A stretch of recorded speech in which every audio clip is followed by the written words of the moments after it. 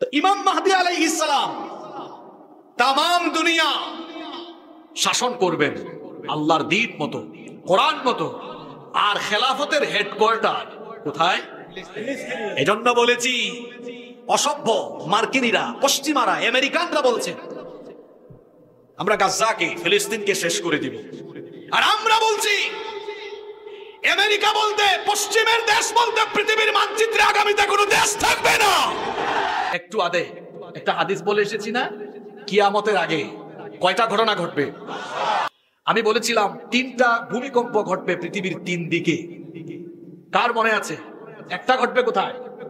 মাশাআল্লাহ, পূর্বে। আরেকটা? এবার পৃথিবীর ম্যাপ হাতে নেন তো, পশ্চিমে কোন দেশ? আমেরিকা, আর তার আরো কয়েকটা গোলাম দেশ আছে, ফ্রান্স সহ, কানাডা সহ আরো কয়েকটা আছে না? আচ্ছা, আমার মতো হুজুর না হয় কথা ভুল বলতে পারি, মুহাম্মদ সাল্লাল্লাহু আলাইহি ওয়াসাল্লামের কথা কি মিথ্যা? জোরে বলেন। তিনি কি বলেছেন 1500 বছর আগে? কিয়ামতের আগে পৃথিবীর 3টা অঞ্চল আল্লাহ মাটির নিচে গেড়ে দিবেন। একটা হবে খাসফুন বিল মাশরিক, পূর্ব দিকে, ওয়া খাসফুন বিল মাগরিব, আরেকটা হবে পৃথিবীর পশ্চিম দিকে, আরেকটা হবে ওয়া খাসফুন বিল জাজিরাতুল আরব, আরেকটা হবে জাজিরাতুল আরবে। এর মধ্যে একটার কথা বলেছেন পশ্চিমের দেশ, যে আমেরিকানরা গোটা পৃথিবীতে মরলগিরি করে অসভ্য ইসরায়েলিদেরকে দিয়ে মধ্যপ্রাচ্যের মুসলমানদেরকে বেকায়দায় ফেলার জন্য এবং মধ্যপ্রাচ্যে তাদের প্রভাব ধরে রাখার জন্য, শুধু মধ্যপ্রাচ্য নয় সারা পৃথিবীতে ভেজাল লাগায় রেখেছে এই আমেরিকানরা। তারা ভাবছে আগামীর পৃথিবী তারা নেতৃত্ব দিবে। না, আমরা আল্লাহর হাবিবের এই হাদিস গবেষণা করে দেখেছি, এই আমেরিকানদের মুরলগিরি থাকবে না। অচিরেই পৃথিবীর মানচিত্র থেকে আমেরিকা এবং তাদের গোলাম দেশগুলো মাটির তলায় একেবারে নিঃশেষ হয়ে যাবে বলেছেন বড় হুজুর মুহাম্মদ সাল্লাল্লাহু। ফিলিস্তিন সম্পর্কে ভালোভাবে যুবকরা জানে না, ফিলিস্তিনের ভূমি হচ্ছে আরদুল মাহশারি ওয়াল মানশার, এটাই হবে কিয়ামতের মাঠ। আল্লাহর হাবিব বলেছেন এই ভূমিকে কেন্দ্র করে আখিরি জামানায় সবকিছু ঘটবে। এই ফিলিস্তিনে এসেছেন হাজার হাজার নবী রাসূল, এখানে এসেছেন সাইয়েদনা ইব্রাহিম আলাইহিস সালাম, এখানে এসেছেন সাইয়েদনা ইসহাক, এখানে এসেছেন সাইয়েদনা ইয়াকুব আলাইহিস সালাম, এখানে এসেছেন সাইয়েদনা দাউদ আলাইহিস সালাম, এখানে এসেছেন তার ছেলে সুলাইমান আলাইহিস সালাম, এখানে এসেছেন মুসা নবী, এখানে এসেছেন ঈসা নবী, এখানে আসবেন মাহদি, এখানে আসবে দাজ্জাল, এখানে মরবে দাজ্জাল, এখানে আসবেন আবার শেষ জামানায় ঈসা। সুবহানাল্লাহ। ফিলিস্তিনে অবস্থিত মসজিদে আকসা, এটা ছিল আমাদের আগের কিবলা। ফিলিস্তিনের এই ভূমিকে আল্লাহর নবী বরকতময় ভূমি বলেছেন। আল্লাহ তাআলা কোরআনে 5 জায়গায় ফিলিস্তিনের ভূমিকে বরকতময় ভূমি বলেছেন। আল্লাহু আকবার। তারা বলছে শেষ করে দিবে, আর আল্লাহর হাবিব বলেছেন কিয়ামত পর্যন্ত এরা হকের উপরে টিকে থাকবে আর এদেরকে আল্লাহ বিজয় দিবেন। সুবহানাল্লাহ। ফিলিস্তিনিদের ঈমান আর আমাদের ঈমান একরকম নয়। আল্লাহর নবী বলেছেন আখিরি জামানায় যখন তাম দুনিয়ায় ফিতনা ছড়িয়ে যাবে, ঈমান দেখতে চাইলে ফিলিস্তিনের দিকে তাকাবে। সুবহানাল্লাহ কইতে মন চায় না? আজকে আমি ফেসবুকে দেখেছি ফিলিস্তিনের এক বাবা তার মেয়েকে শেখাচ্ছে যে মা, যখন তুমি বোমার আওয়াজ শুনবা তখন তুমি উল্লাস করবা। যেমন আমরা অনেক সময় আনন্দিত হলে হেই হুই অনেক উল্লাস করি না? উল্লাস করি। তো ফিলিস্তিনের এক বাবা তার মেয়েকে বলছে যে মা, তুমি যখন কোনো বোমার আওয়াজ শুনবা উল্লাস করবা। ছোটবেলা থেকে শিক্ষা দিচ্ছে। ওই সময়ে বোমা পড়ছে চতুর্দিকে, তো বাপ বলতেছে লিল্লাহি তাকবীর, মেয়ে বলছে আল্লাহু আকবার, মানে তারা খুব খুশি। আমি দেখলাম আর চোখের পানি ছাড়লাম, কি জাতের ঈমান! এই বোমা তো তার ঘরের উপরেও পড়তে পারে, খুশি কেন? আল্লাহু আকবার বলছে কেন?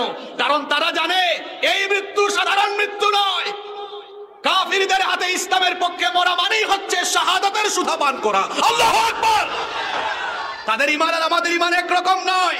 আমাদের ঈমান পয়সার কাছে বিক্রি হয়ে যায়, আমাদের ঈমান নেতা নেত্রীদের কাছে বিক্রি হয়ে যায়, আর ফিলিস্তিনিদের ঈমান বুলেটে বোমায় মিসাইলের কাছে বিক্রি হয়ে না। তারা ঈমানের জন্য জীবন দিতে জানে, আপোষ করতে জানে না।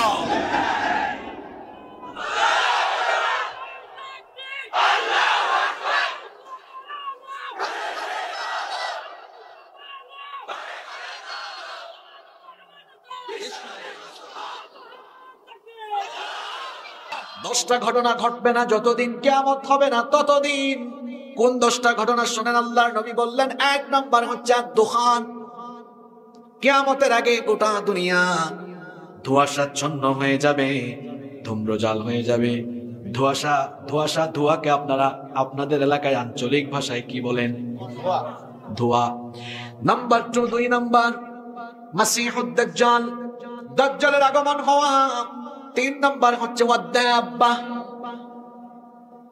জমিন থেকে একটা অদ্ভুত প্রাণী বের হওয়া। 4 নাম্বার হচ্ছে তুলু আশ-শামসি মিন মাগরিবিহা, পশ্চিম দিক থেকে সূর্য উদয়। নাম্বার 5 নাম্বার হচ্ছে নুজুল ঈসা ইবনে মারইয়াম, ঈসা ইবনে মারইয়ামের দুনিয়াতে অবতরণ করা। নাম্বার 6 ইয়াজুজ ওয়া মাজুজ, ইয়াজুজ এবং মাজুজ দুনিয়াতে এসে বিশৃঙ্খলা সৃষ্টি করা। নাম্বার 7 নাম্বার হচ্ছে খাসফুন বিল মাশরিক, পৃথিবীর পূর্ব দিকে একটা ভূমিধস হওয়া। নাম্বার 8 নাম্বার হচ্ছে ওয়া খাসফুন বিল মাগরিব, পৃথিবীর পশ্চিম দিকে আরেকটা ভূমিধস হওয়া। নাম্বার 9 নাম্বার হচ্ছে ওয়া খাসফুন বি জাজিরাতুল আরব, জাজিরাতুল আরবের মধ্যে আরেকটা ভূমিধস হওয়া। 10 নাম্বার হচ্ছে তাখরুজুল নারুন তাখরুজু মিনাল ইয়ামিন তাতরুদুন নাসা ইলা মাহশারিহিম, সিরিয়ার ইয়ামেন থেকে, ইয়ামেনের একটা শহর থেকে আগুন বের হবে। ওই আগুন দুনিয়ার মানুষকে তাড়িয়ে নিয়ে হাসরের মাঠে একত্রিত করবে। তাহলে কিয়ামতের আগে ঘটনা ঘটবে কয়টা? 10টা। জোরে বলেন কয়টা? 10টা। কিয়ামতের আলামতগুলো, লক্ষণগুলো হলো 2 প্রকার।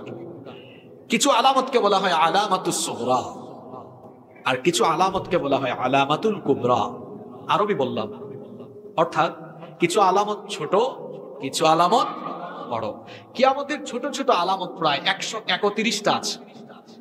হাদিস গবেষকগণ এই হাদিসগুলো গবেষণা করে দেখেছেন, কিয়ামতের আগে ছোট ছোট যে আলামতগুলো পৃথিবীতে প্রকাশ পাওয়ার কথা, যে ফিতনাগুলো ঘটার কথা, সব ঘটে গিয়েছে।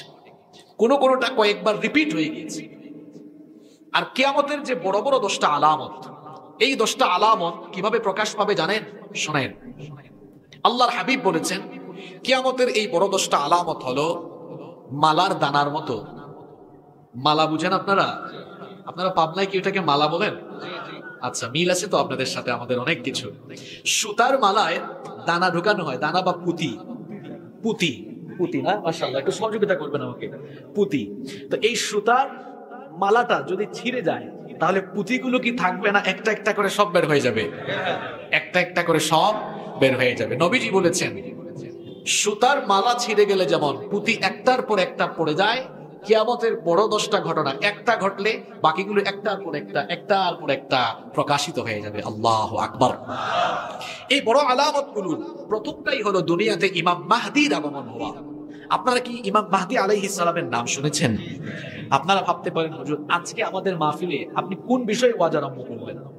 একটু পরে বুঝবেন। পৃথিবীর বর্তমান বাস্তবতাকে সামনে রেখে আমার বাবাজান, যুবক ভাইদের কি করা দরকার এই মুহূর্তে, কেমন প্রস্তুতি নেওয়া দরকার, কিভাবে আমাদের দিনের পথে চলা দরকার, সেগুলো আমরা আজকের আলোচনা থেকে জানবার চেষ্টা করব ইনশাআল্লাহ।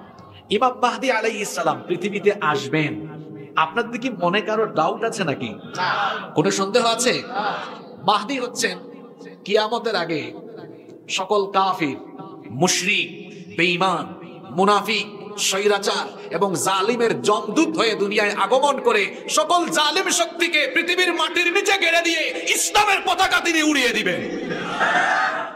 নাম হচ্ছে ইমামুল, জোরে ইমামুল। পৃথিবীতে এই পর্যন্ত অনেকেই নিজেকে ইমাম মাহদি বলে দাবি করে ফেলেছে।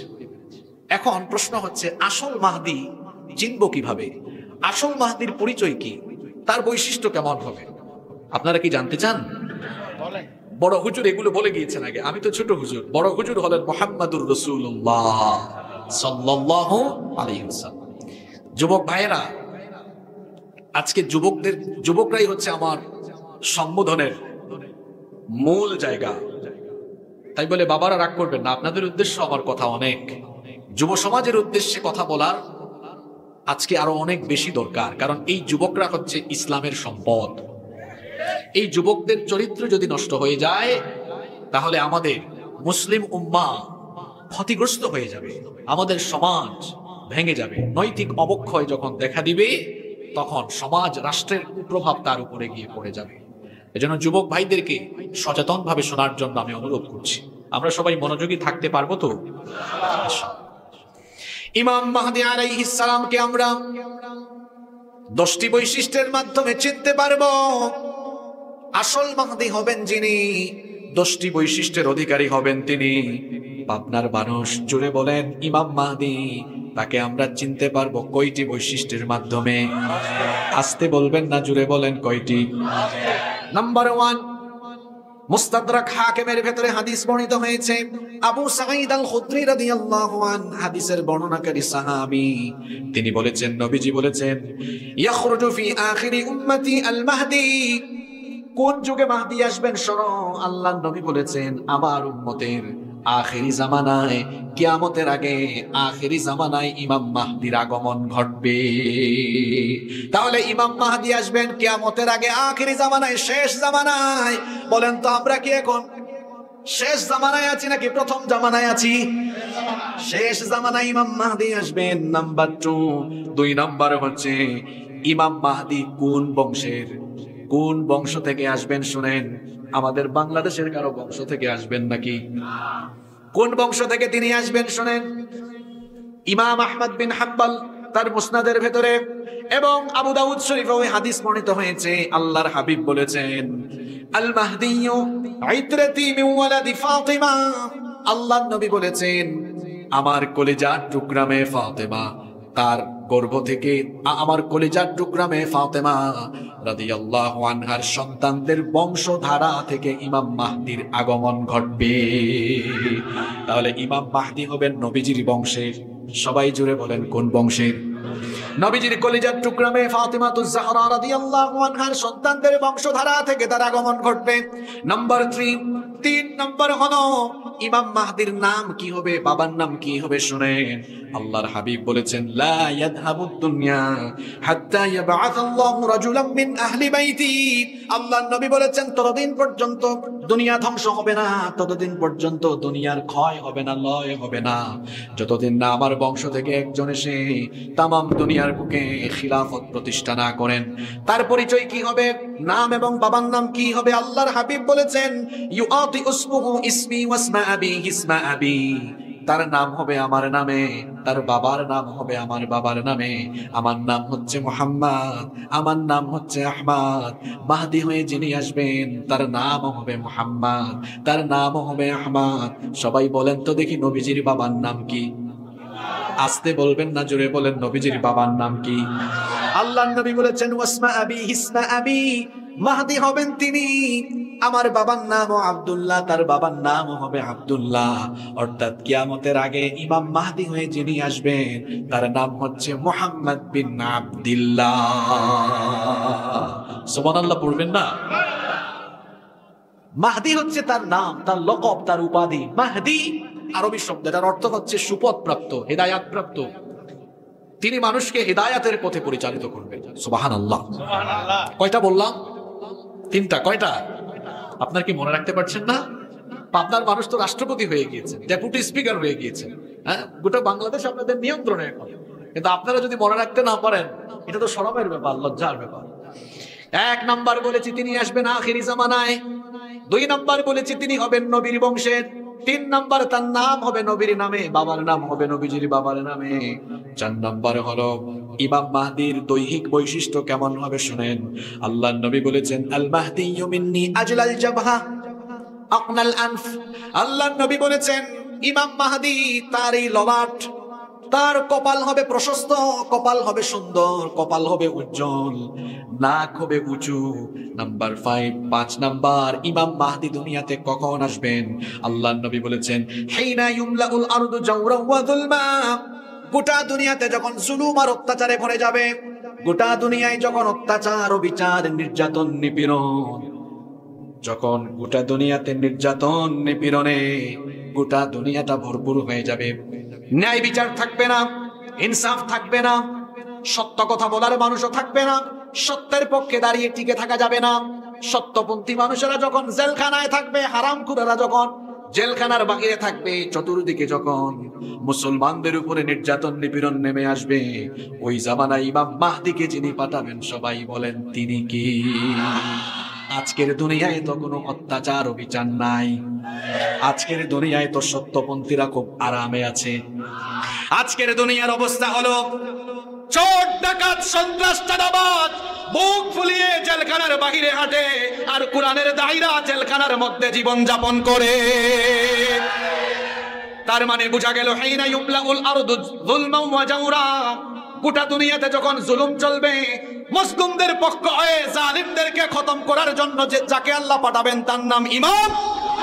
আজকের প্যালেস্টাইনের দিকে তাকান, অসভ্য জারজ রাষ্ট্রের ইসরায়েলের বর্বর ইহুদিরা আমার ফিলিস্তিনি ভাই বোনদেরকে প্রতিদিন শহীদ করে দিচ্ছে, নারী এবং শিশুরা শহীদ হচ্ছে।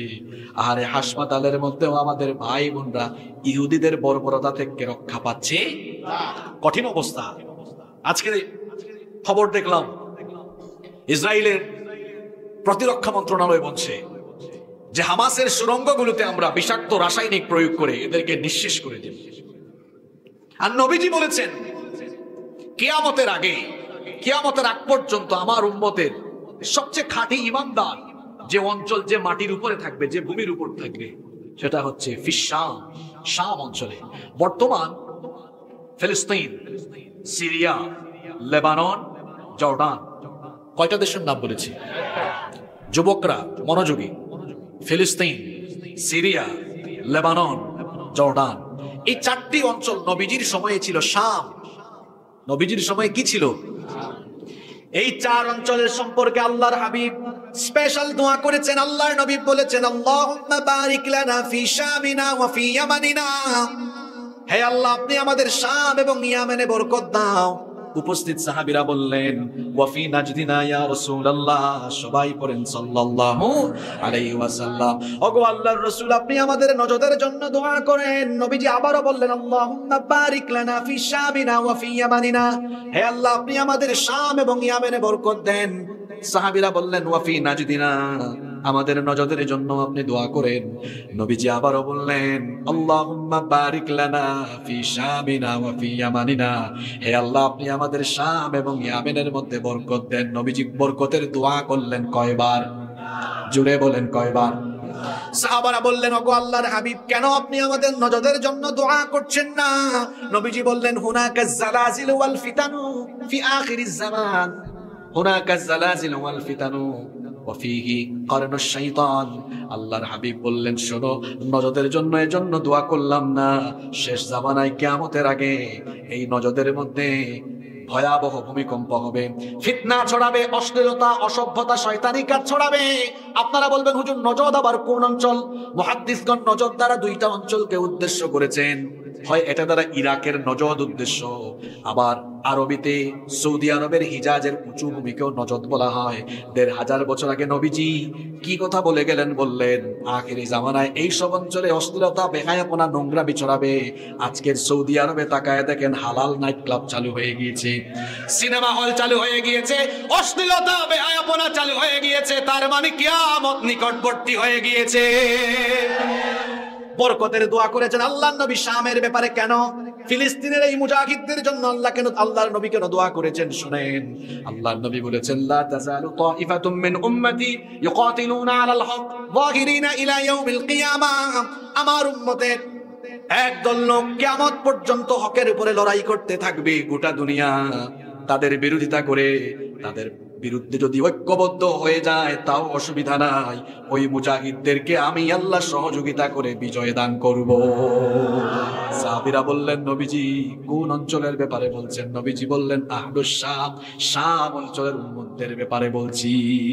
ফিলিস্তিন সম্পর্কে ভালোভাবে যুবকরা জেনে নাও, ফিলিস্তিনের ভূমি হচ্ছে আরদুল মাহশারি ওয়াল মানশার, এটাই হবে কিয়ামতের মাঠ। আল্লাহর হাবিব বলেছেন, এই ভূমিকে কেন্দ্র করে আখিরি জামানায় সবকিছু ঘটবে। এই ফিলিস্তিনে এসেছেন হাজার হাজার নবী রাসূল, এখানে এসেছেন সাইয়েদনা ইব্রাহিম আলাইহিস সালাম, এখানে এসেছেন সাইয়েদনা ইসহাক, এখানে এসেছেন সাইয়েদনা ইয়াকুব আলাইহিস সালাম, এখানে এসেছেন সাইয়েদনা দাউদ আলাইহিস সালাম, এখানে এসেছেন তার ছেলে সুলাইমান আলাইহিস সালাম, এখানে এসেছেন মুসা নবী, এখানে এসেছেন ঈসা নবী, এখানে আসবেন মাহদি, এখানে আসবে দাজ্জাল, এখানে মরবে দাজ্জাল, এখানে আসবেন আবার শেষ জামানায় ঈসা। সুবহানাল্লাহ। ফিলিস্তিনে অবস্থিত মসজিদে আকসা, এটা ছিল আমাদের আগের কিবলা। ফিলিস্তিনের এই ভূমিকে আল্লাহর নবী বরকতময় ভূমি বলেছেন। আল্লাহ তাআলা কোরআনে 5 জায়গায় ফিলিস্তিনের ভূমিকে বরকতময় ভূমি বলেছেন। আল্লাহু আকবার। তারা বলছে শেষ করে দিবে, আর আল্লাহর হাবিব বলেছেন কিয়ামত পর্যন্ত এরা হকের উপরে টিকে থাকবে, আর এদেরকে আল্লাহ বিজয় দিবেন। সুবহানাল্লাহ। ফিলিস্তিনিদের ঈমান আর আমাদের ঈমান একরকম নয়। আল্লাহর নবী বলেছেন আখিরি জামানায় যখন তামাম দুনিয়ায় ফিতনা ছড়িয়ে যাবে, ঈমান দেখতে চাইলে ফিলিস্তিনের দিকে তাকাবে। সুবহানাল্লাহ কইতে মন চায় না? আজকে আমি ফেসবুকে দেখেছি ফিলিস্তিনের এক বাবা তার মেয়েকে শেখাচ্ছে যে মা, যখন তুমি বোমার আওয়াজ শুনবা তখন তুমি উল্লাস করবা। যেমন আমরা অনেক সময় আনন্দিত হলে হেই হুই অনেক উল্লাস করি না? উল্লাস করি। তো ফিলিস্তিনের এক বাবা তার মেয়েকে বলছে যে মা, তুমি যখন কোনো বোমার আওয়াজ শুনবা উল্লাস করবা। ছোটবেলা থেকে শিক্ষা দিচ্ছে। ওই সময়ে বোমা পড়ছে চতুর্দিকে, তো বাপ বলতেছে লিল্লাহি তাকবীর, মেয়ে বলছে আল্লাহু আকবার, মানে তারা খুব খুশি। আমি দেখলাম আর চোখের পানি ছাড়লাম। কি জাতের ঈমান! এই বোমা তো তার ঘরের উপরেও পড়তে পারে, খুশি কেন? আল্লাহু আকবার বলছে কেন? কারণ তারা জানে এই মৃত্যু সাধারণ মৃত্যু নয়। কাফিরদের হাতে ইসলামের পক্ষে মরা মানেই হচ্ছে শাহাদাতের সুধা পান করা। আল্লাহু আকবার। তাদের ঈমান আর আমাদের ঈমান একরকম নয়। আমাদের ঈমান পয়সার কাছে বিক্রি হয়ে যায়, আমাদের ঈমান নেতা নেত্রীদের কাছে বিক্রি হয়ে যায়, আর ফিলিস্তিনিদের ঈমান বুলেটে বোমায় মিসাইলের কাছে বিক্রি হয় না। তারা ঈমানের জন্য জীবন দিতে জানে, আপোষ করতে জানে না।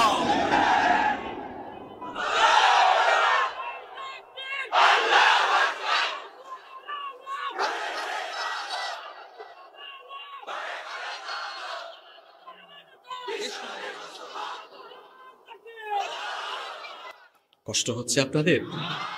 আমরা কার পরিচয় জানি বলছিলাম?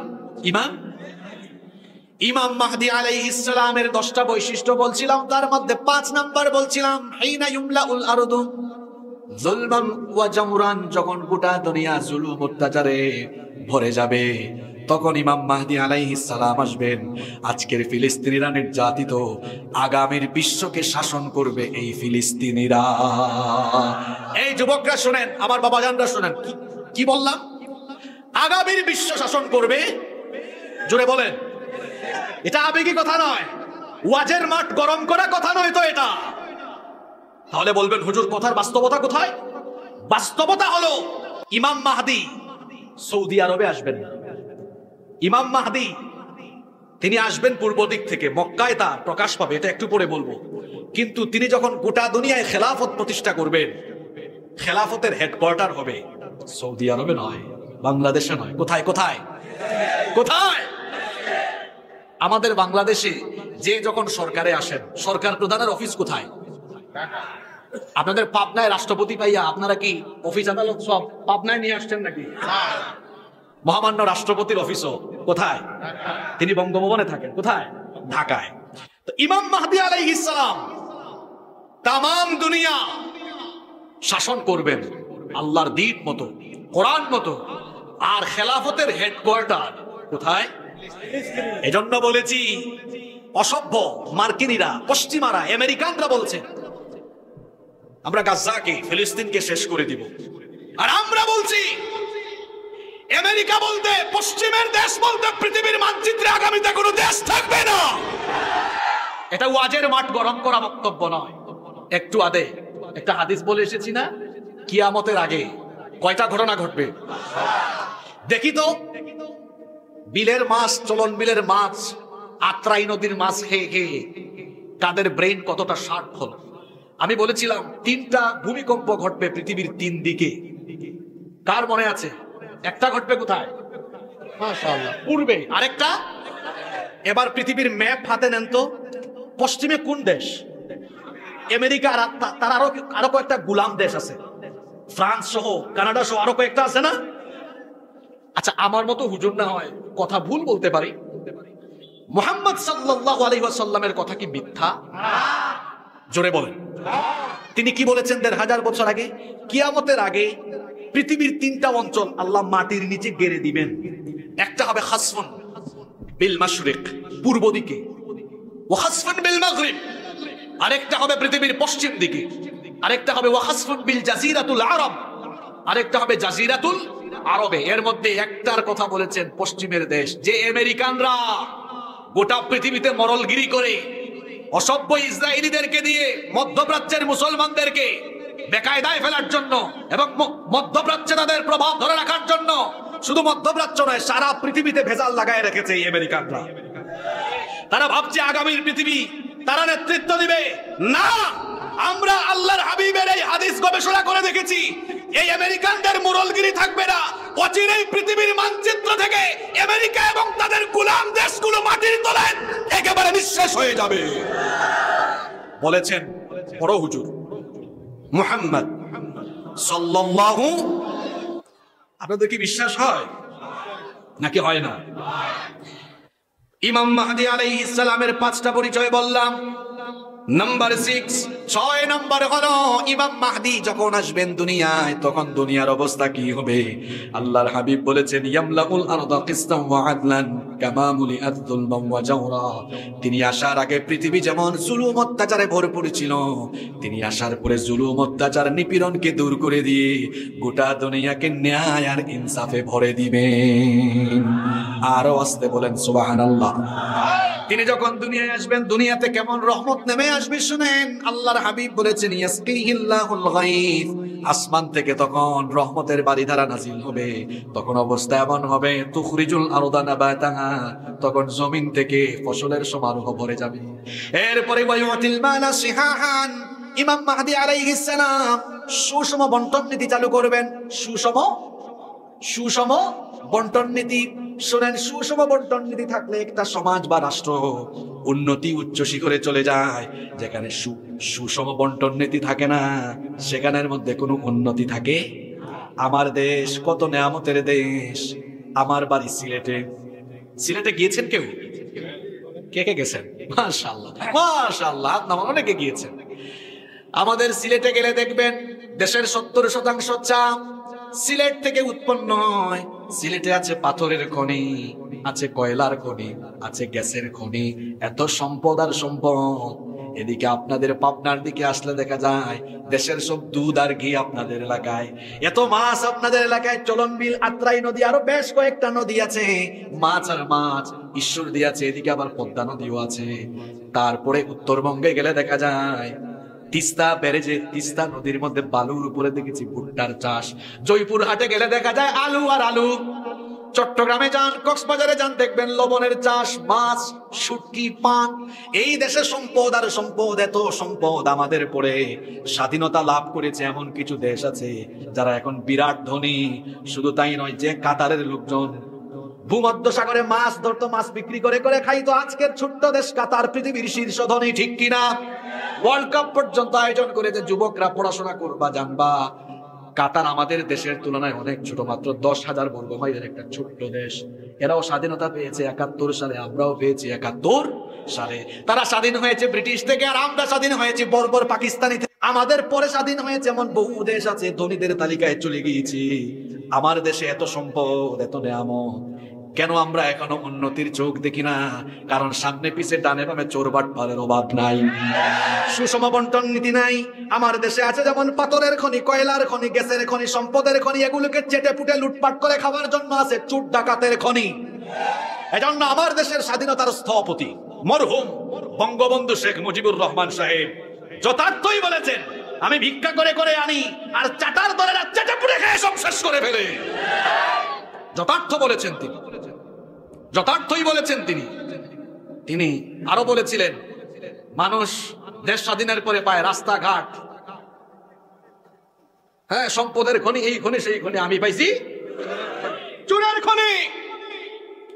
এই চোর আর ডাকাতরা যদি চুরি ডাকাতি বন্ধ করে, জনগণের মধ্যে সুষম বন্টন নীতির ভিত্তিতে এরা যদি এরকম ইনসাফ ভিত্তিক বন্টন নীতি চালু করতো, আমাদের দেশ শীর্ষ ধনীর কাতারে চলে যেত। এই কথা কেন বলেছি? ইমাম মাহদী তার বৈশিষ্ট্য ইউতিল মালা সিহাহান, সুষম বন্টন নীতি চালু করবেন। তার খেলাফতে, তার রাজত্বকালে কোনো দুর্নীতি থাকবে না, কোনো চুরি থাকবে না। শেষরা চোরেরা চাল চুরি, গম চুরি করতে পারবে না। জনগণের টিন চুরি করতে পারবে না। আহারে কি বলবো চুরি চামারির কথা, আমরা তো খাটের নিচে জুতা রাখি। আমাদের দেশের জনপ্রতিনিধি নামে এমন বহু ডাকাত আছে, এরা খাটের নিচে জনগণের তেল লুকায়া রাখে। এইরকম শেষরা চোর আর চামার যদি ডানে বামে সামনে পিছে থাকে, তাহলে কখনো উন্নতি অগ্রগতি হবে না। আমি কি কথাগুলো রাজনৈতিক বললাম নাকি? এগুলো তো রাজনৈতিক কথা না। আমি যদি আওয়ামী লীগের কথা বলি, আওয়ামী লীগের পক্ষে কথা বলি, ওইটা হবে রাজনৈতিক বক্তব্য। আমি যদি বিএনপির পক্ষে কথা বলি, সেটা হবে রাজনৈতিক বক্তব্য। আমি যদি জামাতে ইসলামের পক্ষে কথা বলি, সেটা হবে রাজনৈতিক বক্তব্য। আমি যদি জাতীয় পার্টির পক্ষে কথা বলি, সেটা হবে রাজনৈতিক বক্তব্য। কিন্তু আমি তো চুরের বিরুদ্ধে কথা বলছি, ডাকাতের বিরুদ্ধে কথা বলছি, দুর্নীতিবাজের বিরুদ্ধে কথা বলছি। কারণ চুরের বিরুদ্ধে আল্লাহর কোরআন, ডাকাতের বিরুদ্ধে আল্লাহর কোরআন, সুদখোরের বিপক্ষে আল্লাহর কোরআন। এই জন্য সুদখোরের গায়ে লাগতেই পারে, চোরের গায়ে, ডাকাতের গায়ে লাগতে পারে। এই জন্য হুজুরের কিছু করার নাই, কারণ আল্লাহর কোরআন চোর ডাকাতের বিরুদ্ধে না পক্ষে। জোরে বলেন পক্ষে না বিপক্ষে? তাহলে ইমাম মাহদির সময় ইনসাফ থাকবে। জোরে বলেন কি থাকবে? শুধু তাই নয়, আল্লাহর হাবিব আরো বলেছেন ওয়া তাকসুরুল মাশিয়া, তার শাসন আমলে গবাদি পশু বেড়ে যাবে। কত যেমন উম্মা, এমনকি তিনি মুসলিম উম্মাকে শক্তিশালী করবেন, ঐক্যবদ্ধ করবেন। নাম্বার 7, 7 নাম্বার হচ্ছে আল মাহদিয়্যু মিন্না আহলা ইউসলিহুল্লাহু ফি লাইলাতিন ওয়াহিদা। আল্লাহর হাবিব বলেছেন ইমাম মাহদি যখন কিয়ামতের আগে দুনিয়ায় আসবেন, ক্ষমতায় তিনি এমন ভাবে অধিষ্ঠিত হবেন, ফি লাইলাতিন ওয়াহিদা, আল্লাহ তাকে মাত্র এক রাতে খিলাফতের যোগ্য বানাবে। আমি কি আপনাদেরকে কষ্টে ফেলে দিয়েছি? কষ্ট হচ্ছে না তো? আমরা ক্ষমতার জন্য বছরের পর বছর, যুগের পর যুগ আন্দোলন করি, সংগ্রাম করি, লড়াই করি। আর ইমাম মাহদি ক্ষমতার জন্য আন্দোলনও করবেন না, সংগ্রামও করবেন না, মাত্র এক রাতে আল্লাহ তার হাতে গোটা দুনিয়ার ক্ষমতা দিয়ে দিবে।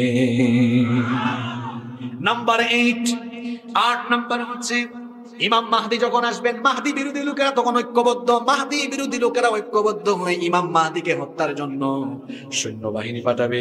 ইমাম মাহদিকে কোথায় চেনা যাবে, কোথায় তার প্রকাশ ঘটবে? শুনেন, আল্লাহর নবী বলেছেন ইয়াউদু আইদুম বিল বাইত। আমি আশ্চর্য হচ্ছি, আমি অবাক হচ্ছি, আমারই বংশের এক লোক যখন খিলাফতে অধিষ্ঠিত হবেন, আর যখন তিনি কাবা ঘরে আশ্রয় নেবেন, ইমাম মাহদি আলাইহিস সালাম কাবা ঘর তওয়াফ করবেন। রুকনে ইয়ামিনী এবং মাকামে ইব্রাহিমের মাঝ বরাবরে তিনি থাকবেন। লোকেরা তাকে দেখে চিনে ফেলবে।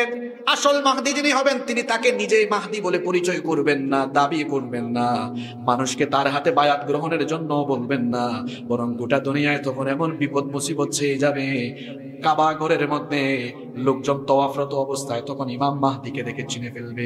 ইমাম মাহদিকে চিনে তারা ইমাম মাহদির হাতে বায়াত গ্রহণ করবে।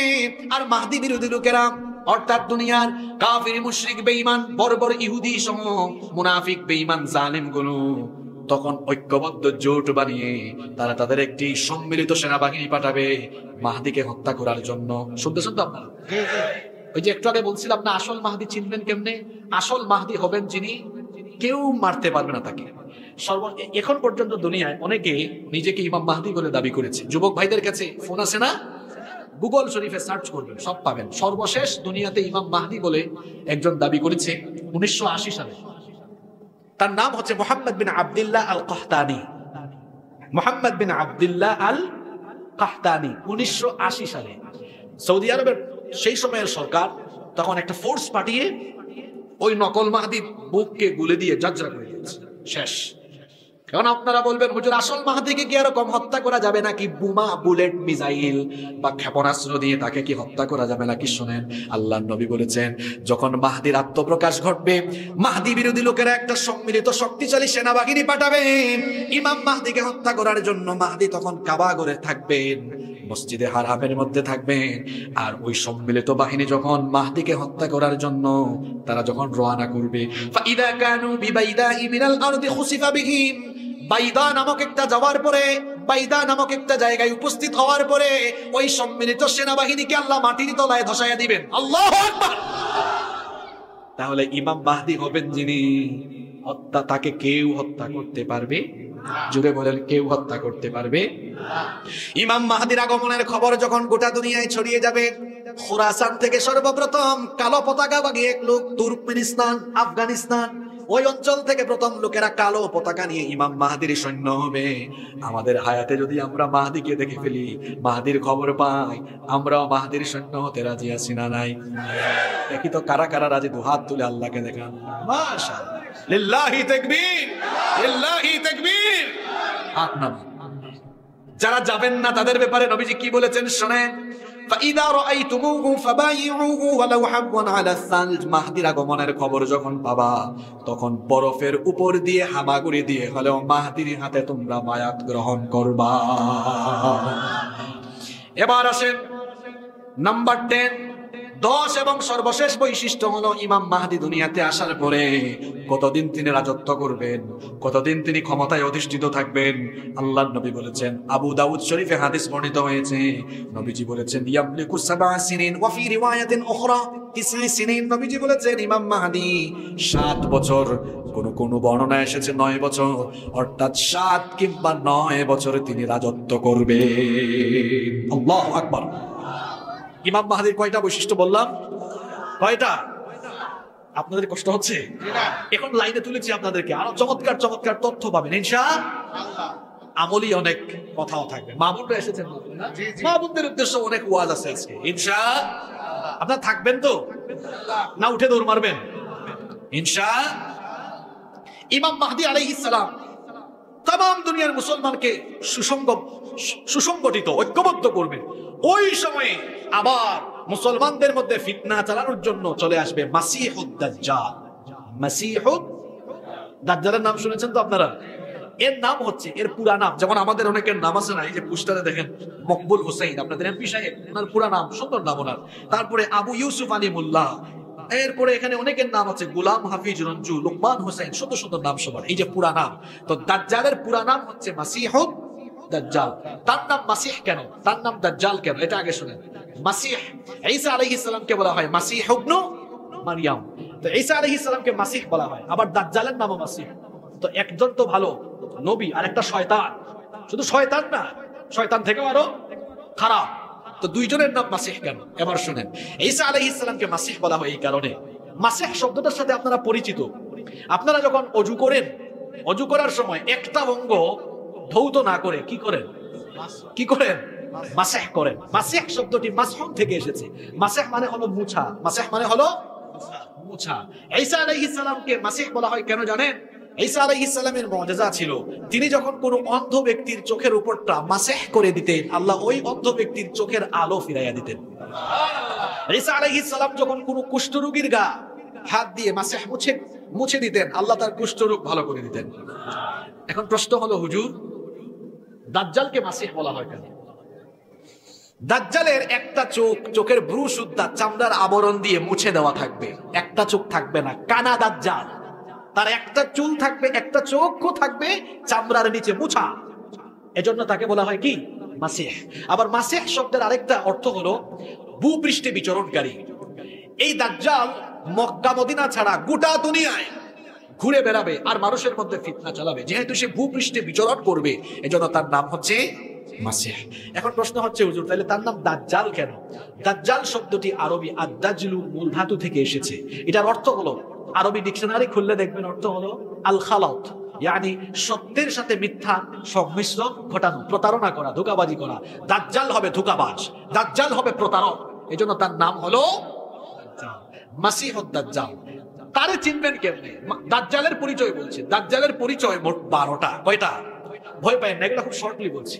নাম্বার 1, 1 নাম্বার, দাজ্জাল কোন জাতি থেকে হবে? দাজ্জাল কোনো জিন হবে না, ভূত হবে না, দাজ্জাল আসবে মানুষের আকৃতিতে। তাহলে দাজ্জালের 1 নাম্বার পরিচয় জানলাম, দাজ্জাল আসবে কার আকৃতিতে? আসতে বলবেন না, জোরে বলেন, কার আকৃতিতে? মানুষের আকৃতিতে। তবে আমাদের মতো তার বৈশিষ্ট্য হবে না, বরং তার মধ্যে স্বতন্ত্র কিছু বৈশিষ্ট্য থাকবে। কি সেগুলো শুনেন। নাম্বার 2, আল্লাহর হাবিব বলেছেন, আলা ইন্নাল মাসিহাদ দাজ্জাল আওয়ারুল আইন। আল্লাহর নবী বলেছেন, উম্মত সাবধান, দাজ্জালের 1 চোখ হবে কানা, কানা দাজ্জাল 1 চোখ হবে অন্ধ। আর দাজ্জাল নিজেকে রব বলে দাবি করবে। খবরদার দাজ্জালের ফিতনায় পড়ে যেও না, কারণ দাজ্জালের এক চোখ কানা থাকবে, নিজেকে রব বলবে।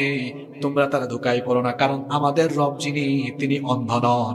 আমাদের রব মানুষের মতো নন, মানবীয় সকল গুণাবলীর ঊর্ধ্বে। কত সুন্দর তিনি আমরা জানি না। মাথার উপরের আসমান কত সুন্দর, জমিনটাও কত সুন্দর, এই দুনিয়ার মানুষগুলোও কত সুন্দর। সুন্দর করে সবাইকে যিনি বানালেন, সবাই বলেন তিনি কি? আল্লাহ। যিনি সবাইকে এত সুন্দর করে বানালেন, তিনি যে কত সুন্দর আমরা জানি। এজন্য একজন গজল লিখেছে, গেয়েছে, দুনিয়া সুন্দর, মানুষ সুন্দর, আসমান সুন্দর, জমিন সুন্দর, সুন্দরে সুন্দরে পাল্লা, জানি না কত সুন্দর তুমি আল্লাহ, জানি না কত সুন্দর তুমি আল্লাহ। সুবহানাল্লাহ। এক নাম্বার বললাম দাজ্জাল হবে মানুষের আকৃতির, 2 নাম্বার দাজ্জাল হবে কানা, নাম্বার 3 নাম্বার হচ্ছে ইন্নাহু শাবুন কাতাব, দাজ্জাল হবে বিরাট আকৃতির এক যুবক, দানবীয় চেহারা থাকবে। নাম্বার 4 নাম্বার হচ্ছে আন্নাহু আহমার, তার গায়ের রং থাকবে লাল, অন্য বর্ণনায় এসেছে শুভ্র সাদা রঙের অধিকারী হবে। নাম্বার 5 নাম্বার হচ্ছে আন্নাহু জাদুশার, তার মাথার চুল হবে অস্বাভাবিক কুকরানো, অস্বাভাবিক কুকরানো চুলের অধিকারী হবে। নাম্বার 6 নাম্বার হচ্ছে মাকতুবুন বাইনা আইনাইহি কাফির, দাজ্জালের কপালের মধ্যে আরবি 3টা অক্ষর লেখা থাকবে, কাফ ফা র। কি বললাম? কাফ ফা র, 2 রকমের বর্ণনা, কাফ ফা র অথবা কাফির লেখা থাকবে। মোমেন যারা শিক্ষিত হোক অশিক্ষিত হোক, দাজ্জালের কপালের কাফের লেখা পড়তে পারবে তারা। আপনারা বলবেন হুজুর অশিক্ষিত মানুষ লেখা আবার পড়ে কেমনে?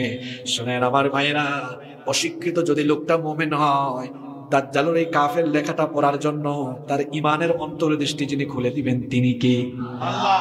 কিন্তু কাফির মুশরিক সে যদি শিক্ষিত হয়, দাজ্জালের ওই কপালের কাফির লেখা পড়তে পারবে না, কারণ তার অন্তরের মধ্যে ইমানের নূর থাকবে না, এজন্য তারা পড়তে পারবে না। তাহলে দাজ্জালের 6 নম্বর বৈশিষ্ট্য বললাম, কপালের মধ্যে লেখা থাকবে কাফির, কপালের মধ্যে লেখা থাকবে। নাম্বার 7 নাম্বার হচ্ছে আল্লাহর হাবিব বলেছেন দাজ্জাল হবে এমন, আল্লাহর নবী বলেছেন ইন্না মাসিহাদ দাজ্জাল, আল্লাহর হাবিব বলেছেন নিশ্চয়ই দাজ্জাল হবে রাজুলুন কাসীরুন আফহাজ, দাজ্জাল হবে বেটে। আপনারা আপনাদের এলাকায় বেটে মানুষকে কি বাটি বলেন, বেটে না বাইটটা বলেন? আপনাদের ভাষা খুব সুন্দর, আমাদের সিলেটের আঞ্চলিক ভাষা একটু জটিল। আমরা সিলেটে বেটে মানুষকে বলি তুমি বাট্টি, কি বলি আমরা? দাজ্জাল হবে বেটে এবং সে হবে আফহাজ। আফহাজ মানে কি? আফহাজ হচ্ছে হুয়াল্লাযী ইযা মাশা বা'দা বাইনা রিজলাইহি কাল মুখতাইন। খতনা করার পর ছেলেরা হাঁটে কেমনে দেখছেন আপনারা? খতনা মুসলমানই দেয় না, ওই খতনা করার পরে সুন্নতি খতনা করানোর পরে ছেলেরা কেমনে হাঁটে? 2 পা ফাঁক করে ছড়ায়া ছড়ায়া। ওই দিন নোয়াখালী জিজ্ঞেস করলাম আপনারা এটাকে কি বলেন আঞ্চলিক ভাষায়? তাদের ভাষা কি সুন্দর, হ্যাঁ, তারা পানকে বলে হান, পানিকে বলে হানি। আমি তাদের এলাকায় শীতকালে মাহফিলে গিয়েছি একবার, এটা অনেক আগের কথা, যখন নোয়াখালীতে প্রথম গিয়েছি। তো আমাকে এক ভাই, প্রচন্ড কুয়াশা মাহফিলে, খুব শীত, আমাকে এসে একজন ভাই বলছে হুজুর, হুজুর হানি খাইবেন নি, হানি খাইবেন নি? আমি ভাবলাম মনে হয় ভাইজান খুব শিক্ষিত মানুষ, হানি মানে তো কি মধু না? তো ভাবলাম খুব ঠান্ডা শীত পড়েছে, একটু খাইলে একটু করে ওয়াশ করবো, গলাটা একটু গরম হবে। বললাম ভাই নিয়ে আসেন প্লিজ। কিছুক্ষণ পর 1 গ্লাস পানি নিয়ে আসছে, কয় হুজুর নেন হানি। আমি বললাম ভাই চাইলাম হানি, দিলেন দেখি পানি। কয় হুজুর আমি তো হানির কথাই কইছি আপনারা। অর্থাৎ তারা এই পানিকে তাদের ভাষায় কি বলে? তো নোয়াখালীতে এই যে 2 পা ছড়াইয়া হাঁটলে তারা এটাকে বলে সেগাইয়া সেগাইয়া হাঁটে, সেগাইয়া সেগাইয়া। দাজ্জাল হবে এরকম 2 পা ছড়িয়ে দেওয়া হাঁটবে। যুবকরা হেসো না, অনেক যুবক কিন্তু রাস্তাঘাটে দেখবেন 2 পা ছড়াইয়া ছড়াইয়া হাঁটে। এগুলো দাজ্জালের অনুসারী, এভাবে হাঁটা যাবে না। কেমনে হাঁটতে হবে আল্লাহ শিখিয়েছেন। আল্লাহ বলেছেন ওয়া ইবাদুর রহমানিল্লাযীনা ইয়ামশুনা আলাল আরদি হাওনা, রহমানের বান্দারা দুনিয়ায় ভদ্রভাবে বিচরণ করবে, নম্রতার সাথে বিচরণ করবে, অভদ্র হবে না, ভদ্রতার সাথে চলবে, এটা আমাদেরকে শিখিয়েছেন কি? দাজ্জালের 8 নম্বর বৈশিষ্ট্য হলো দাজ্জাল হবে নির্বংশ। আল্লাহর নবী বলেছেন ইন্না মাসিহাদ দাজ্জাল লা ইউলাদু লাহু, তার কোনো ছেলে মেয়ে থাকবে না, সন্তানাদি থাকবে না। নাম্বার 9 নম্বর হচ্ছে আল্লাহর নবী বলেছেন দাজ্জাল হবে বিরাট দানবাকৃতির, দানবের মতো চেহারা। নাম্বার 10 নম্বরে হচ্ছে দাজ্জাল হবে বক্র স্বভাবের। ওই যে আমরা মাঝে মাঝে বলি ঘাড় তেরা ঘাউরা, দাজ্জাল হবে এরকম ঘাড় তেরা একটু গাউরা টাইপসের লোক। এরপরে নাম্বার 11 নম্বর হলো দাজ্জালের এই কপাল হবে অত্যন্ত প্রশস্ত। 12 নম্বরে হচ্ছে দাজ্জাল তার গলা এবং কাঁধ হবে আরিদুন নাহার, প্রশস্ত হবে। এই হচ্ছে দাজ্জালের 12টা বৈশিষ্ট্য। আপনাদের কি কষ্ট হচ্ছে? এখন তো বিরাট বিরাট কয়েকটা কিচ্ছা বলবো, বেশি সময় নিব না, মনোযোগ থাকবে তো আপনাদের। এখন প্রশ্ন হলো হুজুর এই দাজ্জাল এখন কোথায় আছে? দাজ্জালের কি জন্ম হবে নাকি দাজ্জালের জন্ম হয়ে গিয়েছে? দাজ্জাল পৃথিবীতে জন্ম নিবে না, দাজ্জালের জন্ম কিন্তু হয়ে গেছে। দাজ্জালের জন্ম হয়ে গিয়েছে। বলবেন হুজুর জন্ম যদি হয় তাকে আমরা দেখি না কেন? কেমনে দেখবেন? কারণ আল্লাহ তাআলা তাকে শাম কিংবা ইয়ামেনের এক অচিন দ্বীপের মধ্যে বন্দী করে রেখেছেন। আল্লাহর নবীজির জামানায় দাজ্জাল ছিল।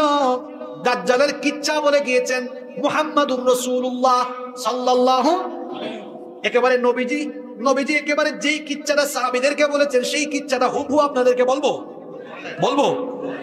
শুনেন তাহলে দাজ্জাল কোথায় আছে বুঝে যাবেন কোন অবস্থায় আছে। এই হাদিসের বর্ণনাকারী সাহাবী একজন মহিলা সাহাবী, নাম হচ্ছে ফাতিমা বিনতে কাইস রাদিয়াল্লাহু আনহা। তিনি বলছেন একবার ফজরের আযান আমার কানে গেল। ফজরের নামাজ আল্লাহর নবীর ইমামতিতে আদায়ের জন্য আমি ওযু করে মসজিদে নববীর দিকে রওনা দিলাম। আমি যখন মসজিদে গেলাম মহিলাদের কাতারে সামনের কাতারে আমি থাকলাম। ইসলামী শরীয়তের সিস্টেম হলো পুরুষরা থাকবে সামনের কাতারে, নারীরা থাকবে আলাদা কিংবা পুরুষের কাতারের পিছনে। তিনি বলছেন আমি নারীদের কাতারের সামনের কাতারে ছিলাম। আমরা নামাজের আগ মুহূর্তে শুনলাম নবীজি বলছেন ও আমার সাহাবীরা আজকে নামাজের পরে কেউ নিজেদের জায়গা থেকে উঠবা না, তোমাদের উদ্দেশ্যে আমি কিছু কথা বলবো। এরপরে নবীজি নামাজে ইমামতি করলেন, সালাম ফিরালেন। সালাম ফিরিয়ে আল্লাহর নবী আমাদের দিকে চেহারা ঘুরালেন। এরপরে নবীজি বললেন শোনো, তামিমদারি এতদিন খ্রিস্টান ছিল, তামিমদারি আমার হাতে এসে ইসলাম গ্রহণ করে মুসলমান হয়েছে। সুবহানাল্লাহ। তামিমদারি আমাকে দাজ্জাল সম্পর্কে এমন তথ্য দিয়েছে, আমি তোমাদেরকে দাজ্জালের ব্যাপারে যে কথা বলা দরকার ছিল সেগুলো তামিমদারির কথার সাথে মিলে গিয়েছে। এই জন্য দাজ্জালের ব্যাপারে আমি তোমাদেরকে সতর্ক করে যাচ্ছি। নবীজি বললেন তামিমদারি লাখাম এবং জুজাম গোত্রের 30 জনকে নিয়ে নৌ ভ্রমণে সাগরে বের হয়েছিল। তারা যখন সাগরের মধ্যে জাহাজে আরোহণ করলো, এখন তো জাহাজের মধ্যে ইঞ্জিন আছে, সেই জামানায় জাহাজের মধ্যে কোনো ইঞ্জিন ছিল না। জাহাজের মধ্যে পাল বেঁধে দেওয়া হতো। পাল বুঝেন তো আপনারা? পাল বেঁধে দেওয়া হতো, বাতাসের চোটে জাহাজ চলতে থাকতো। নবীজি বলেছেন তামিমদারি আমাকে বলেছে তারা যখন পাল বেঁধে দিল বাতাসের তীব্র গতিতে, তাদের জাহাজ খুব দ্রুততার সাথে চলতে লাগলো। হঠাৎ করে তারা সামুদ্রিক ঝড়ের কবলে পড়ে গেল। সামুদ্রিক ঝড়ের কবলে পড়ে যাওয়ার কারণে সাগরের উত্তাল তরঙ্গমালায় একটানা 1 মাস তারা সাগরের মধ্যে হারিয়ে গিয়েছিল।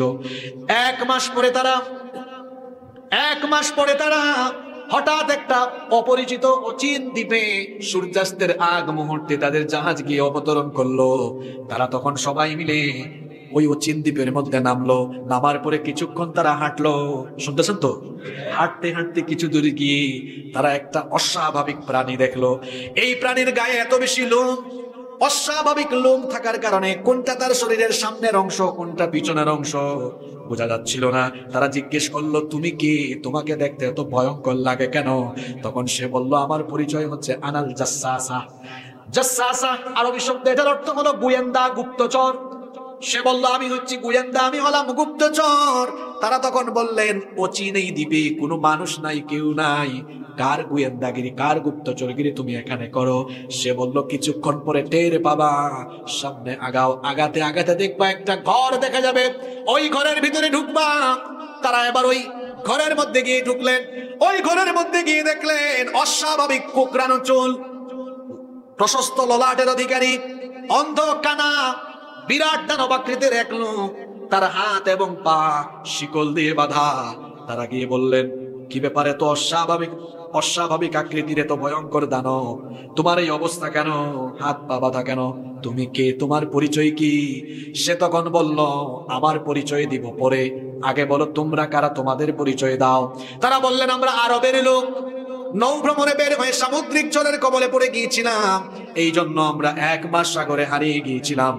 এরপরে আমরা আজকে অচিন এই দ্বীপের মধ্যে অবতরণ করার পরে একজন আমাদেরকে বলল সে নাকি গোয়েন্দা, সে আমাদেরকে এখানে পাঠিয়েছে। সে তখন বলল, ঠিক আছে, তোমরা যেহেতু আরবের লোক, ঠিক আছে, আমার পরিচয় তোমাদেরকে আমি দিব, তার আগে আমাকে বলো, আমি তোমাদেরকে 3টা প্রশ্ন করব, এই 3টা প্রশ্নের উত্তর দাও, এরপরে আমার পরিচয় দিব। জুড়ে বলেন কয়টা? আজকের ওয়াজ শেষ হবে এই 3টা প্রশ্ন দিয়ে। সবার মনোযোগ আছে তো? এমন 3টা প্রশ্ন বর্তমান পৃথিবীর বাস্তবতার সাথে মিলবে ইনশাআল্লাহ। মনোযোগ আছে তো? ওই পিছনে কয়েকজন ঘুমায়, সামনের এরা স্লোগান দিয়ে ঘুম ভাঙায় দেন, কারণ এই সবক নিয়ে বাড়িতে যেতে হবে। লিল্লাহি তাকবীর। এবার আপনারা দেন ওনাদের উদ্দেশ্যে, লিল্লাহি তাকবীর। দেখছেন পিছনের এরা তারা কত জুড়ে দিল, এবার সামনের এদের উদ্দেশ্যে আপনারাও দেন, লিল্লাহি তাকবীর। এবার সবাই মিলে দেন, লিল্লাহি তাকবীর। কয়টা প্রশ্ন? সে বলল, আমার পরিচয় আমি বলবো, কিন্তু তার আগে আমাকে 3টা প্রশ্নের উত্তর দাও। তারা বললেন, ঠিক আছে, তুমি তোমার প্রশ্ন করো। সে তখন 1 নাম্বার প্রশ্ন করলো, আমাকে বাইসান সম্পর্কে খবর দাও। তারা বললেন, বাইসান তো বিরাট একটা শহর, বাইসানের কোন খবর তুমি জানতে চাও? সে তখন বলল, আমি বাইসানের খেজুর বাগান সম্পর্কে জানতে চাই। বাইসানের খেজুর বাগানে খেজুর গাছে কি এখনো ফল আসে নাকি? তারা বললেন, হ্যাঁ, বাইসানের খেজুর বাগানের খেজুর গাছে এখনো ফল আসে। নাম্বার 2 নাম্বার প্রশ্ন করলো, আমাকে তাবারিয়া উপসাগরের খবর দাও। তারা বলল, তাবারিয়া উপসাগরের কোন খবর জানতে চাও?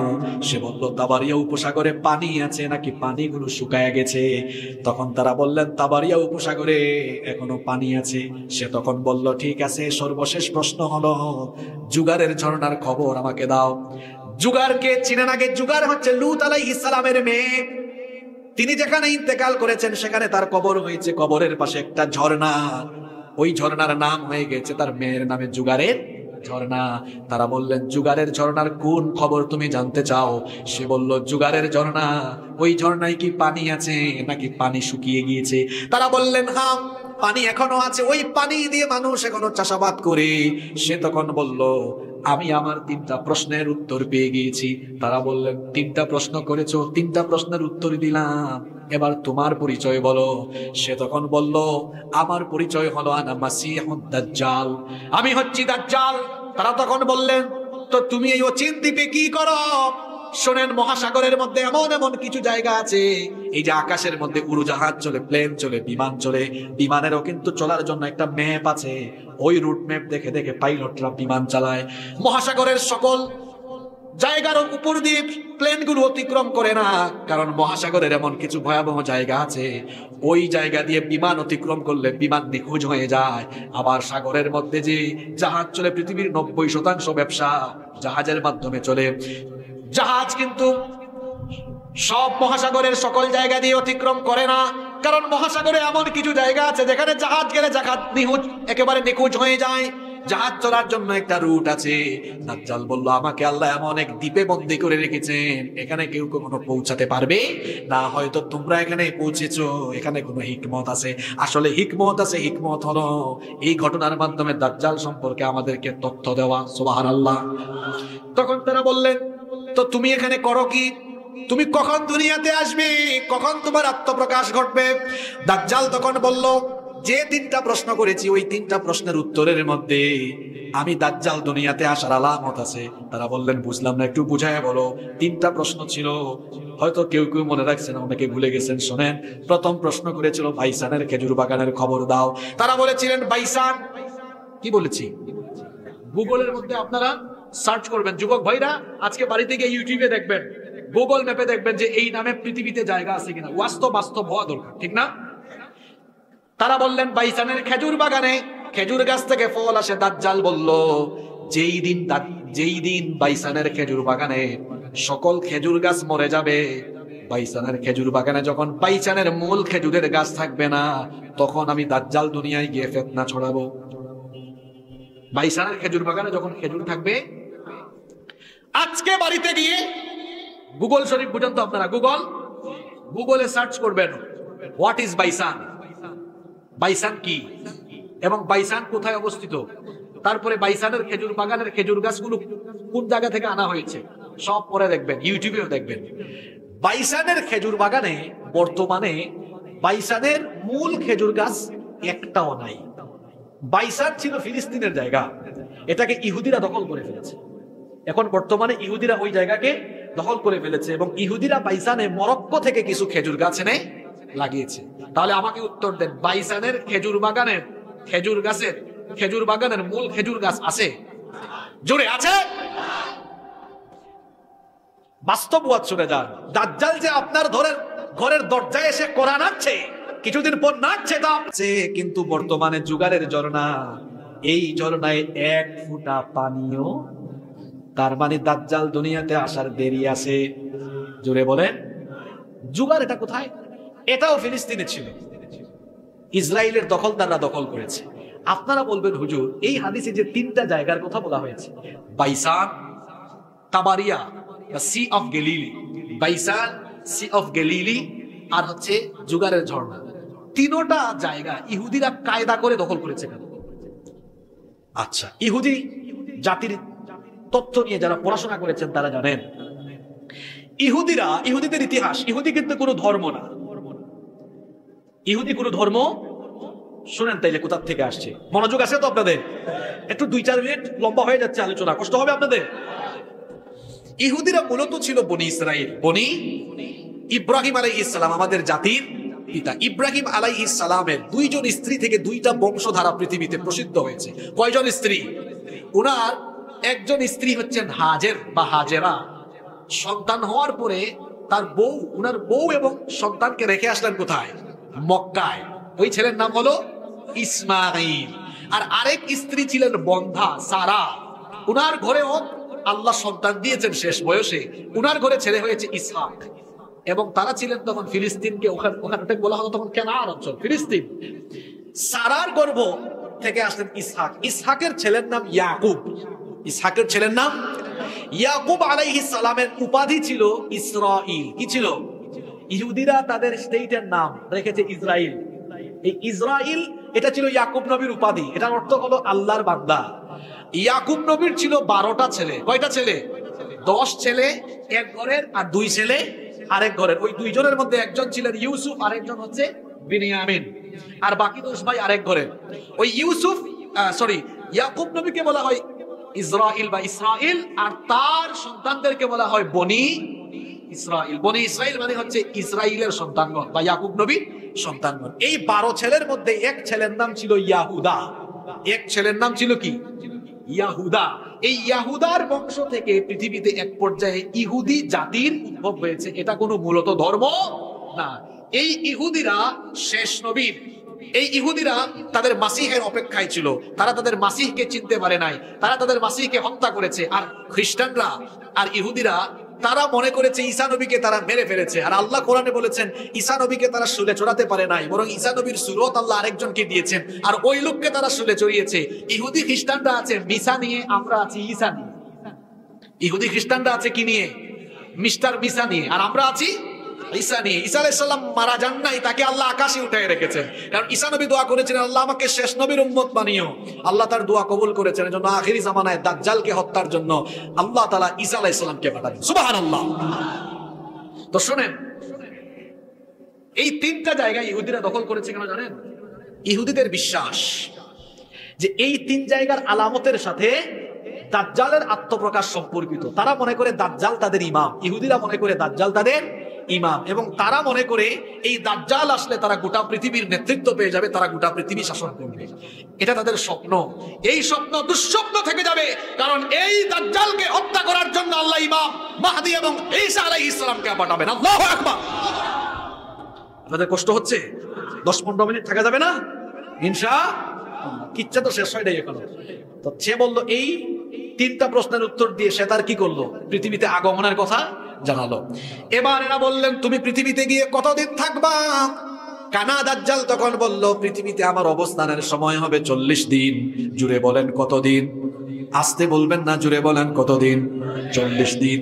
তবে আমার প্রথম দিন হবে 1 বছরের সমান, প্রথম দিন হবে 1 বছরের সমান, দ্বিতীয় দিন হবে 1 মাসের সমান, তৃতীয় দিন হবে 1 সপ্তাহের সমান, আর বাদ বাকি 37 দিন হবে স্বাভাবিক দিনের মতো। সাহাবীরা বললেন, ওগো আল্লাহর নবী, দাজ্জালের প্রথম দিনটা যদি 1 বছরের সমান হয়, তাহলে এত নামাজ আমরা কিভাবে পড়বো? নবীজি বললেন, অনুমান করে করে, ওয়াক্তগুলো অনুমান করে করে তোমরা নামাজ আদায় করে নিও। দাজ্জাল পৃথিবীতে আসার পর গোটা দুনিয়ায় ফিতনা চালাবে, কিন্তু 3টা জায়গায় যেতে পারবে না, 2টা জায়গায় যেতে পারবে না। একটা হলো মক্কা আর একটা হলো মদিনা। মক্কায় যখন ঢুকতে চাইবে ফেরেশতা ভাগায়া দিবে, মদিনায় যখন ঢুকতে চাইবে ফেরেশতা ভাগায়া দিবে। এই দাজ্জাল দুনিয়াতে এসে গোটা দুনিয়ায় ফিতনা চালাবে। দাজ্জালের সৈন্য হবে মোট 70,000। জুড়ে বলেন কত হাজার? 70,000 ইহুদি সৈন্য থাকবে, আর কিছু অজ্ঞ জাহেল মহিলা থাকবে। এই দাজ্জাল গোটা দুনিয়ায় যখন ফিতনা চালাবে, দাজ্জালকে হত্যা করার জন্য আল্লাহ তাআলা সাইয়েদনা ঈসা আলাইহিস সালামকে পাঠাবেন। কেমনে পাঠাবেন শুনেন। ইমাম মাহদী আলাইহিস সালাম, ঈসা নবী যে মসজিদে আসবেন, মসজিদটাও কিন্তু রেডি হয়ে আছে। শুনেন, হাদিস থেকে বলছি, আল্লাহর নবী বলেছেন, ফজরের নামাজের সময় ইমাম মাহদী সিরিয়ার দামেস্কের পূর্ব দিকের সাদা গম্বুজওয়ালা একটা মসজিদ, ওই মসজিদে ইমাম মাহদী নামাজে ইমামতির জন্য যখন দাঁড়াবেন, ঠিক ওই সময়ে নামাজের দাঁড়ানোর ঠিক আগ মুহূর্তে 2 জন ফেরেশতা ডানার উপরে ভর করে সিরিয়ার দামেস্কের সাদা গম্বুজওয়ালা ওই মসজিদের মধ্যে ঈসা আলাইহিস সালাম অবতরণ করবেন। সুবহানাল্লাহ। ইমাম মাহদী দেখেই চিনে ফেলবেন, দেখেই বলবেন, আহলান ওয়া সাহলান, আসেন, আপনার অপেক্ষায় আমরা ছিলাম, আপনি নামাজের ইমামতির জায়গায় দাঁড়ান। ইমাম মাহদী যখন এই কথা বলবেন, ঈসা আলাইহিস সালাম তখন বলবেন, না, আপনি ইমাম, আপনি হচ্ছেন গোটা দুনিয়ার মুসলমানদের খলিফা, আপনি ইমামতি করেন, আমি মুক্তাদি হব। নামাজ আরম্ভ হয়ে যাবে। ওইদিকে দাজ্জাল তার 70,000 ইহুদি বাহিনী নিয়ে ইমাম মাহদীকে হত্যার জন্য সিরিয়ায় আসতে থাকবে। আস্তে আস্তে ওই সাদা গম্বুজওয়ালা মসজিদের বাহিরে চলে আসবে। দাজ্জাল তো আর জানে না, তার জমদূত হয়ে দুনিয়াতে ইতিমধ্যে চলে এসেছেন ঈসা ইবনে মারইয়াম। সুবহানাল্লাহ। নামাজের শেষে ঈসা আলাইহিস সালাম বক্তব্য দিবেন, বলবেন, নামাজের শেষে ঈসা আলাইহিস সালাম বক্তব্য দিবেন। ঈসা আলাইহিস সালাম বলবেন, সবাই প্রস্তুত হও, দাজ্জালকে আর দুনিয়ায় রাখা হবে না, এই দাজ্জালকে হত্যা করার জন্য আল্লাহ আমাকে পাঠিয়েছেন, রেডি হও। এমন সময় দেখা যাবে দাজ্জাল তার বাহিনী নিয়ে মসজিদের বাইরে ঘেরাও